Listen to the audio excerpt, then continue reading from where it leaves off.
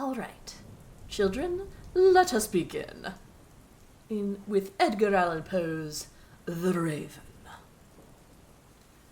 I've not practiced this before, so let's see how well I can do this off the cuff. Once upon a midnight dreary, while I pondered weak and weary over a many quaint and curious volume of forgotten lore, while I nodded, nearly napping, suddenly there came a tapping, as of someone gently rapping at my chamber door. "'Tis some visitor," I muttered, tapping at my chamber door. "Only this, and nothing more." Ah, distinctly I remember it was in the bleak December, and each separate dying ember wrought its ghost upon the floor. Eagerly I wished the morrow, vainly I had sought to borrow from my books surcease of sorrow, sorrow for the lost Lenore, for the rare and radiant maiden whom the angels name Lenore, nameless here forevermore. And the silken, sad, uncertain rustling of each purple curtain thrilled me, filled me with fantastic terrors never felt before, so that now, to still the beating of my heart, I stood repeating, "'Tis some visitor entreating entrance at my chamber door. Some late visitor entreating entrance at my chamber door. This is it. This it is, and nothing more." Presently my soul grew stronger, hesitating then no longer. "Sir," said I, "or madam, truly your forgiveness I implore, but the fact is I was napping, and so gently you came rapping, and so faintly you came tapping at my chamber door, that I scarce was sure I heard you. Here I opened wide the door. Darkness there, and nothing more." Deep into that darkness peering, long I stood there wondering, fearing, doubting, dreaming dreams no mortal ever dared to dream before. But the silence was unbroken, and the stillness gave no token, and the only word there spoken was the whispered word, "Lenore." This I whispered, and an echo murmured back the word, "Lenore." Merely this, and nothing more. Back into the chamber turning, all my soul within me burning, soon again I heard a tapping, somewhat louder than before. "Surely," said I, "surely that is something at my window lattice. Let me see then what thereat is, and this mystery explore. Let my heart be still a moment, and this mystery explore. 'Tis the wind, and nothing more." Open here I flung the shutter, when, with many a flirt and flutter, in there stepped a stately raven of the saintly days of yore.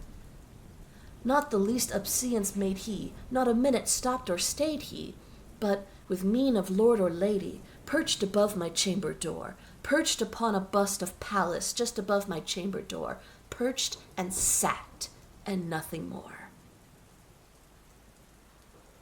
Then this ebony bird beguiling my sad fancy into smiling by the grave and stern decorum of the countenance it wore. "Though thy crest be shorn and shaven, thou," I said, "art sure no craven, ghastly grim and ancient raven wandering from the nightly shore. Tell me what thy lordly name is upon the night's Plutonian shore." Quoth the raven, "Nevermore."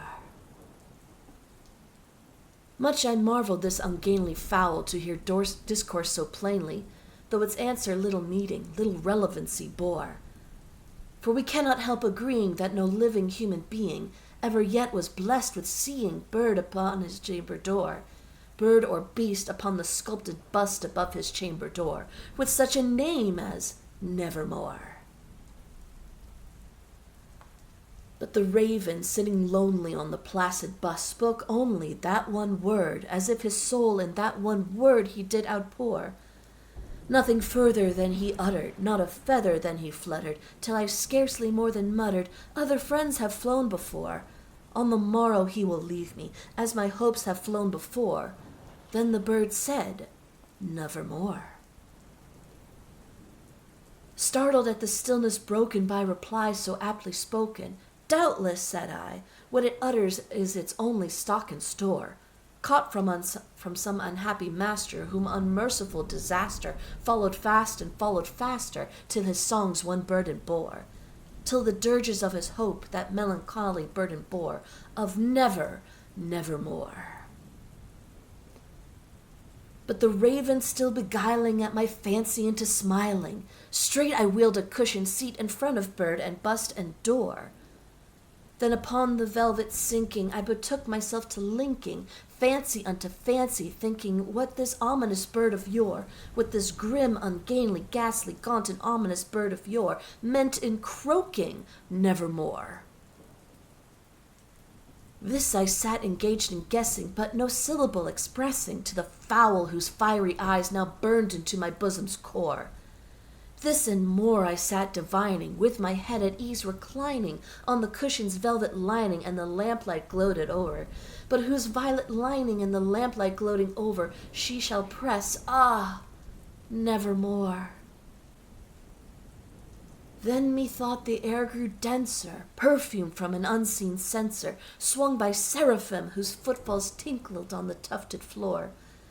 Wretch, I cried, thy God hath lent thee, by these angels he hath sent thee, respite, respite and nepenthe from my memories of Lenore. Quaff, quaff this kind nepenthe, and forget this lost Lenore. Quoth the raven, nevermore. Prophet, said I, thing of evil, prophet still if bird or devil, whether tempter sent, or whether tempest tossed thee here ashore. Desolate, yet all undaunted, on this desert land enchanted, on this home by horror haunted, tell me truly, I implore, is there balm in Gilead? Tell me, I implore. Quoth the raven, nevermore. Prophet, said I, thing of evil, prophet still, if bird or devil, by that heaven that bends above us, by that God we both adore, tell this soul with sorrow laden, if within the day's distant Aden it shall clasp a sainted maiden, whom the angels name Lenore, clasp a rare and radiant maiden, whom the angels name Lenore. Quoth the raven, nevermore.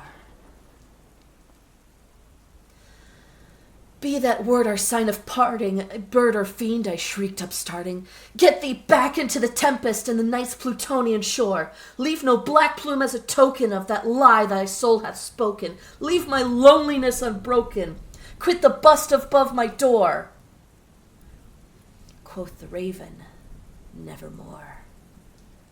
And the raven, never flitting, still is sitting on the pallid bust of Pallas just above my chamber door.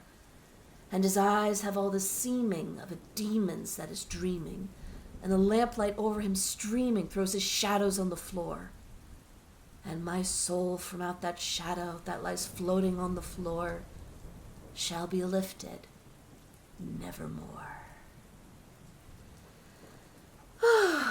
Not bad for a first piece.